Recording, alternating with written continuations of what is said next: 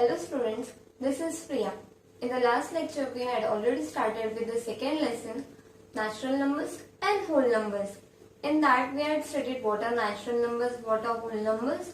Natural numbers are all the counting numbers starting with 1, 2, 3 and then going up to infinity. And whole numbers were all the natural numbers along with the number 0. And also we had represented the addition, subtraction, multiplication of natural numbers on a number line. As you already know, there are total 4 main operations, that is addition, subtraction, multiplication and division. Today we are going to study the properties of these operations on the whole numbers. I have made this lecture in 2 parts. In this part we are going to study all the properties here, and in the next part we are going to solve with the second and the third exercise. So let's get started with the today's lecture.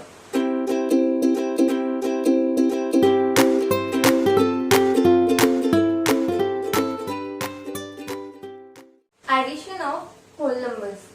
The first property is closure property. Closure property मतलब अगर दो whole numbers है, वो दोनों का addition is again a whole number. मतलब क्या? अगर if I have 3 and 7, ये दोनों whole numbers है, तो वो दोनों का addition, so 3 plus 7 equals to 10 और 10 is again an whole number. तो closure property is satisfied by addition of whole numbers. फिर commutative property. Commutative property states that order of adding two whole numbers does not change the value. मतलब क्या? अगर कोई भी दो whole numbers हैं, वो दोनों को add करने का order अगर change किया, फिर भी the final answer remains same. मतलब अगर 3 plus 7 is 10, जैसे 3 plus 7 equals to 10, ठीक है? और 7 plus 3 मतलब order of addition is changed is again 10, मतलब it is said to be commutative. So commutative property holds. Now associative property. If there are 3 whole numbers, then add it. Then if we change the order of adding them, still the answer remains the same. If I have 2, 3 and 5 as the whole numbers, so if 2 plus 3 are added first and then we add 5 to it, then it is equals to 2 plus 3 is 5 and 5 plus 5 is 10. Also, if I add 3 to 5 first and then I add 2 to it, मतलब मैंने सिर्फ order of addition change किया. जैसे कि 3 plus 5 is added first and फिर उसमें 2 add किया. तो 3 plus 5 is 8 और 8 में 2 add किया तो again you will get 10. मतलब क्या? Associative property for addition of whole numbers holds. So now existence of additive identity. अभी identity मतलब क्या? Identity मतलब same. मतलब कोई भी whole number है, उसमें if we are adding something to get the same number again, मतलब अगर मेरे पास 5 है, if I am adding 5, if I am adding something to 5, then I will get identity, that is 5 again. तो 5 में मैं ऐसा कौन सा होल नंबर ऐड कर सकती हूँ कि मुझे 5 अगेन मिलेगा? 0. So 5 plus 0 equals to 5. तो मतलब यहाँ पे additive identity कौन सा है? 0 is said to be additive identity. Now additive inverse. Inverse मतलब क्या? अगर मेरे पास कोई भी नंबर है a and if I am adding some whole number b to it, then you get 0 as answer. मतलब answer should be your additive identity. मतलब अगर मैंने a को suppose 5 लिया, तो 5 plus something equals to 0. तो ऐसा कोई नंबर होल नंबर में एग्जिस्ट ही नहीं करता.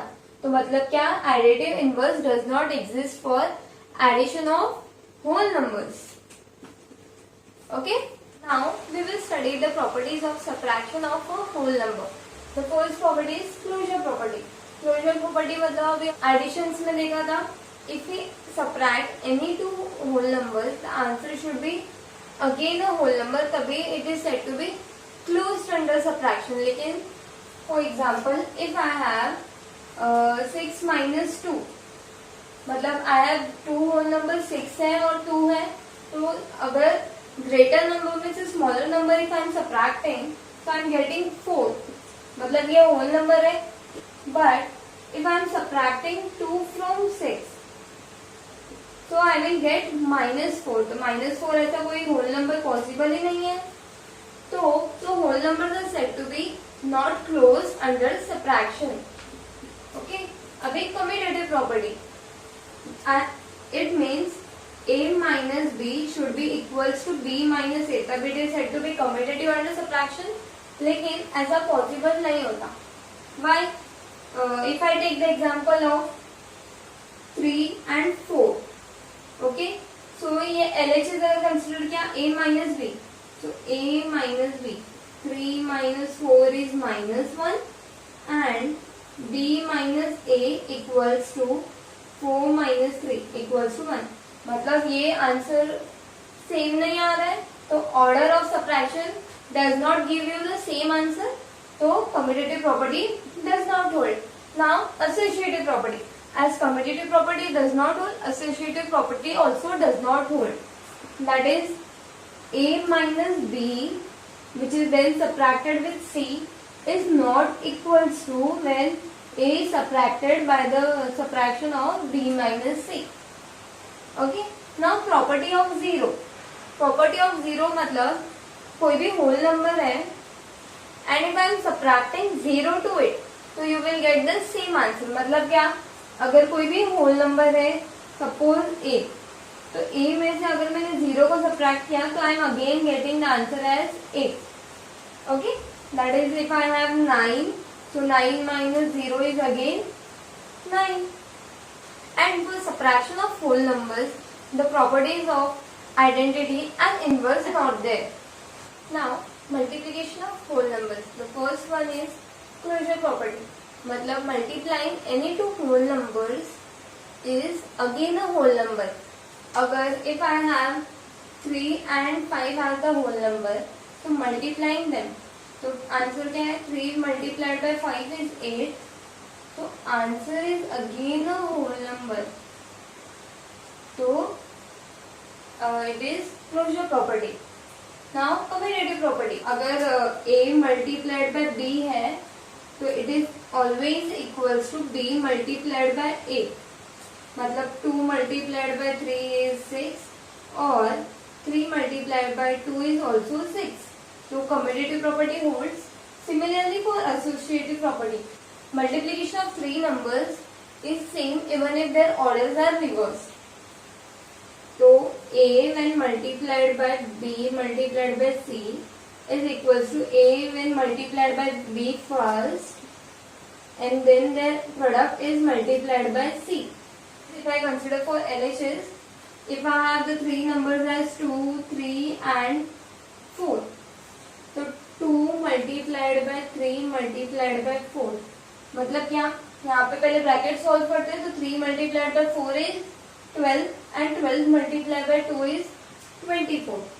अभी for RHS 2 multiplied by 3 multiplied by 4, तो यहाँ पे 2 multiplied by 3 is 6 और 6 multiplied by 4 is 24. मतलब associative property holds for multiplication of whole numbers. अभी existence of multiplicative identity. अभी identity I told you already. Identity means same element. तो same number. वहाँ पे additive identity था. यहाँ पे क्या है, multiplicative identity. मतलब एक whole number है, उसमें कुछ तो multiply किया to get the same number. तो if I have a when multiplied by something gives you a. तो ऐसा कौन सा whole number है? 1 is the whole number. 1. तो मतलब 5 multiplied by 1 is again 5. Now multiplicative inverse. Inverse मतलब क्या? यहाँ पे मैं कोई भी होल नंबर है उसमें मैं ऐसा नंबर मल्टीप्लाई करूंगी कि your answer will be multiplicative identity. Multiplicative identity क्या है? 1. तो मतलब a when multiplied by something gives you 1 as the answer। तो a में अगर हम लोग क्या मल्टीप्लाई करेंगे, a में अगर हम लोग 1/a मल्टीप्लाई, तो a कैंसिल आउट हो जाके 1 मिलता है, लेकिन 1/a ऐसा कोई होल नंबर एग्जिस्ट नहीं करता है, तो this property is not applied here. Now property of zero, कोई भी होल नंबर में अगर जीरो को मल्टीप्लाई किया तो what you will get, yes zero as the answer. तो a when multiplied by 0 equals to 0, मतलब a मतलब क्या, कोई भी एक वेरिएबल ले लिया, मतलब a की वैल्यू कोई भी नंबर हो सकती है। ओके, तो यहाँ पे अगर a की वैल्यू मैंने 5 रखी तो 5 मल्टीप्लाई बाय 0 इज 0। वैसे ही अगर a की वैल्यू मैंने 200 रखी तो 200 multiplied by 0 is also 0। Now distributive property of multiplication over addition. Distributive property, distribute मतलब कोई चीज है उसको डिस्ट्रीब्यूट करना, okay, of multiplication over addition, मतलब मल्टीप्लीकेशन को हम लोग एडिशन के ओवर डिस्ट्रीब्यूट करेंगे। उसका फॉर्मूला क्या है, a multiplied by inside the bracket b plus c equals to, मतलब कोई एक ब्रैकेट है उसके अंदर कोई दो होल नंबर्स का एडिशन है एंड उसके बाहर एक नंबर से उसको मल्टीप्लाई करना है। तो इसको सिंप्लीफाई कैसे कर सकते हैं, a is distributed with b and then a is distributed with c, मतलब a multiplied by b then plus sign and a is multiplied by c। तो a मल्टीप्लाइड बाय b, फिर ये plus sign a multiplied by c। Okay, now we will see the properties of division of whole numbers. The first property is closure property. Closure property मतलब क्या, dividing two whole numbers should give you again a whole number. For example, if I have 3 divided by 5, तो 3 divided by 5 मतलब क्या, 3/5, तो ऐसा whole number possible ही नहीं है। तो closure property does not hold for division. Now for commutative property, तो commutative property मतलब क्या, a divided by b is equals to b divided by a, but this is not possible for division of whole numbers. So this property is also not satisfied here. Now associative property, as commutative property is not satisfied, associative property is also not satisfied. A when divided by the quotient of b divided by c is not equals to a divided by b divided by c.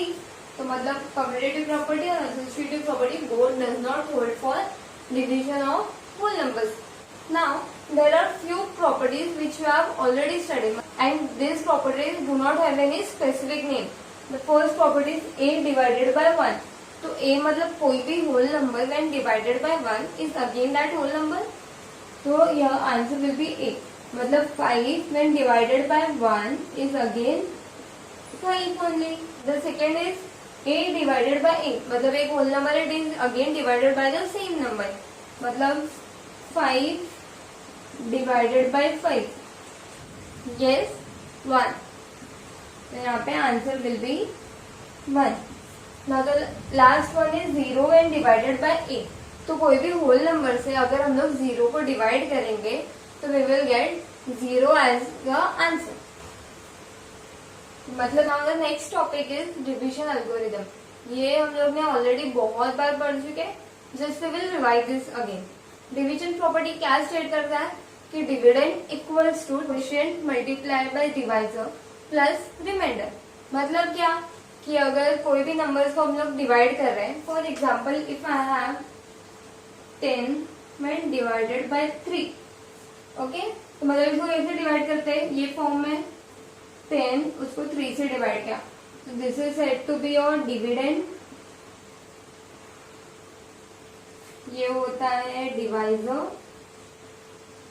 Okay.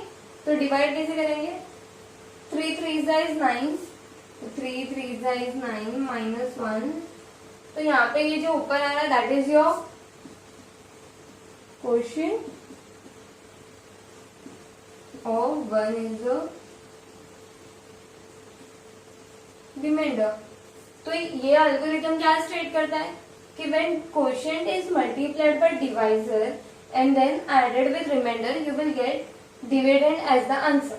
So for this sum, quotient multiplied by divisor plus remainder equals to quotient क्या है 3 and divisor is also 3. So 3 multiplied by 3 plus remainder as 1. So 3 3s is 9 plus 1 equals to 10. So 10 is your dividend.